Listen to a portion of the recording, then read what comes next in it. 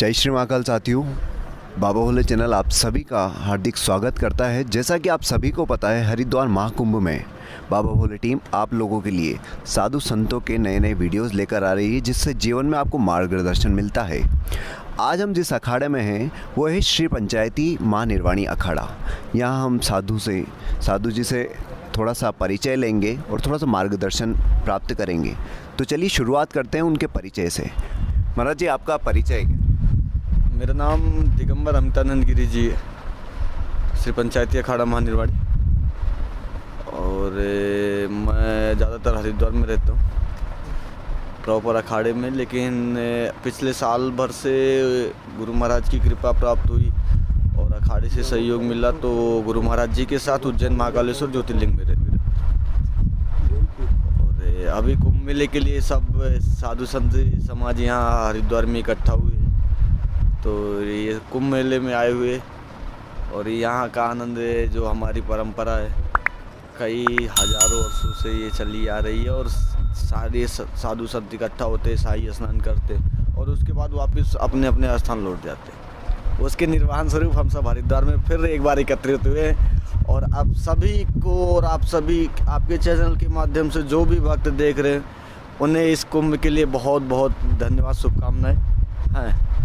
अब आप ना महाराज जी, हम पूछना चाहेंगे कि आप कितने वर्ष पूर्व संन्यास धारण किया आपने, जो जिस वेश में आज आप हैं, जो आप जीवन जी रहे हैं आज, तो कितने वर्ष पूर्व आपने ये स्टार्ट किया, या फिर आप बता सकते हैं कि कितने वर्ष की आयु में आप इस संन्यास में आए? लगभग मैं 17 साल की उम्र में घर से निकला था। हाँ, कि मुझे एक साधु बनना है। तो आप हमें, हमारे दर्शकों को ये बता सकते हैं कि क्यों आपको ये इच्छा जागृत हुई? कोई एक घटना हुई, कोई कहानी, या कुछ आप बताएंगे हमें, किससे आपको प्रेरणा मिली इसके लिए? देखो, साधु के पैरों पे हर कोई दंडवत करता है। साधु दिखने के बाद उसके चरण स्पर्श करते, पूरा सम्मान देते, घर पे बिठा के बढ़िया यथोचित आदर सत्कार करते, दान दक्षिणा भोजन पानी सब देते। लेकिन हमारे भारत में ये अजीब विडम्बना है कि जहाँ साधु को लोग इतना सम्मान देते हैं, वहाँ कोई ये नहीं कहता कि मेरा बालक साधु बन जाए। जो आप साधु को इतना सम्मान देते हो, तो फिर अपने बच्चे को साधु बनाने में आपको क्या कष्ट है? मैं लगभग 2017-16 की बात थी। मेरी जन्मभूमि अयोध्या के पास में पड़ती है, तो वैसे भी मेरा संत समागम में बार बार बैठक होती रहती थी, संतों से जुड़ाव था। तो 2017 में मैं अयोध्या में प्रेम भूषण जी महाराज है, हम राम जी हमारे ट्रस्ट से, तो उनकी एक कथा चल रही थी और उनमें मुझे उनकी कुछ बातें बड़ी अच्छी लगी कि जो हम साधु के लिए इतना कर सकते हैं, तो खुद साधु क्यों नहीं बन सकते? ये हमारी भारत हिंदू संस्कृति की मूल परंपरा जो है, वो साधु ही निर्वाहन कर रहे हैं। अगर जो कोई साधु नहीं बन रहा, तो फिर वो परंपराएं तो हमारी कमज़ोर होती जाएंगी। हमें उस परंपरा का निर्वहन करना, उसको आगे लेके जाना, जिससे हमारा ये हिंदू राष्ट्र ही पूरा उसी से चल रहा है। हालांकि आज कहीं ना कहीं पाश्चात्य सभ्यता ने हमारे हिंदू राष्ट्र पे कब्जा किया है, तो उसका भी एक रीज़न है कि हम जब अपनी सभ्यता को भूल के अपने बच्चे को उस संस्कार से ही नहीं ले जा रहे, तो वो आएगा कहाँ से? कहीं तो जाएगा वो, कहीं ना कहीं दूसरा उसमें कुछ नहीं आएगा, क्योंकि खाली तो कोई चीज़ रह नहीं सकता। आप नहीं बैठोगे तो दूसरा कोई आके बैठेगा। तो ये थी, तो उस समय कुछ ऐसे ही भाव। अच्छा, इसमें कुछ कहीं ना कहीं हमारे प्रारब्ध के कर्मों का भी मायने होता है। बिल्कुल बिल्कुल। आदमी का अपने आप जो उसके कर्म होते हैं, कि अधिकतर लोगों से आपने सुना होगा कि खाली हाथ आए खाली हाथ जाएंगे। क्या लेके आया, क्या लेके जाना इस जंग में? लेकिन नहीं, हम पूर्व जन्म के कर्म लाए थे अपने साथ में, और इस जन्म के कर्म साथ लेके जाएंगे।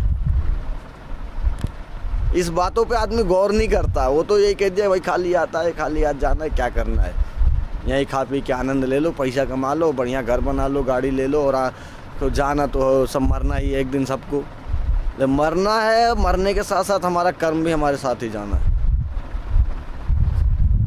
उस चीज़ों पे विशेष 84 लाख योनियाँ, जैसे भी बाबा जी बताए कि 84 लाख योनियों में हम भटकते हैं, और मनुष्य योनि में आके फिर जाके 84 लाख में भटकना, जेल होना।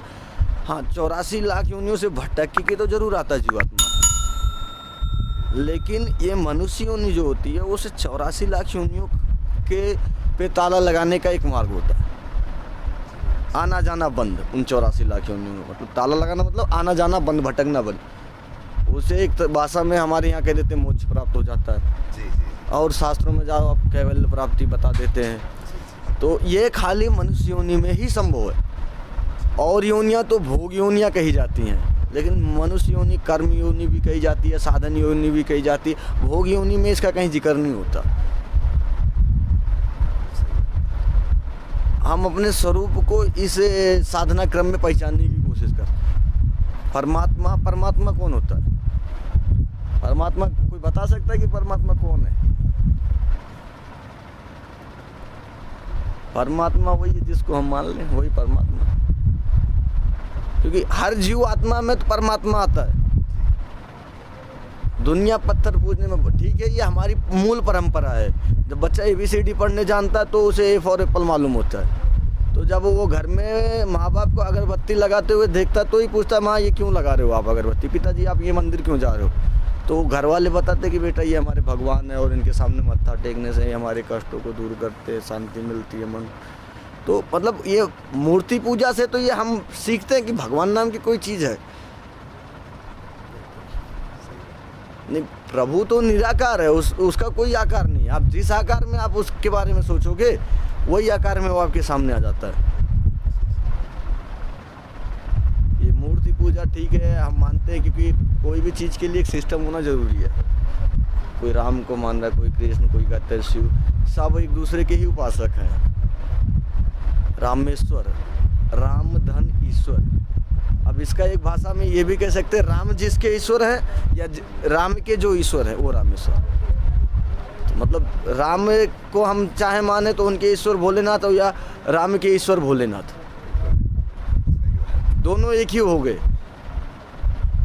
सिर्फ यहाँ अपनी सोच की बात, ठीक है। हम अच्छा दो नाव में, नाव तो हमें नदी पार कराती है, लेकिन हम दो नाव में और सवारी करते तो रास्ते में हम डूब जाते हैं। इसलिए अपना हर एक का कोई इष्ट होता है, कोई आराध्य होता है और उसकी उपासना करते हैं। तो जैसा कि हमने नागा संप्रदाय को अपनाया, इसमें भोलेनाथ यहाँ के हमारे इष्ट होते हैं। और इस हमारे नागा संप्रदाय की श्री पंचायती अखाड़ा महानिर्वाड़ी की स्थापना भगवान कपिल मुनि ने की थी, जो कि स्वयं भगवान विष्णु के 5वें अवतार कहे जाते हैं। उन्होंने गीता में खुद ही कहा, भगवान श्री कृष्ण सिद्धा नाम कपिलो मुनि, मैं सिद्धों में कपिल के समान हूँ, मैं सिद्धों में मैं कपिल हूँ। तो ये बात भगवान श्री कृष्ण ने गीता में भी मानी है और आपको और तमाम जगह इस बात के उल्लेख मिल जाएंगे जब आप चलते हैं। तो ये संप्रदाय जो है ये समाज में अपने हिंदुत्व धर्म की जो है परंपराएं जो हमारी उसका पुनर्स्थापना करती है।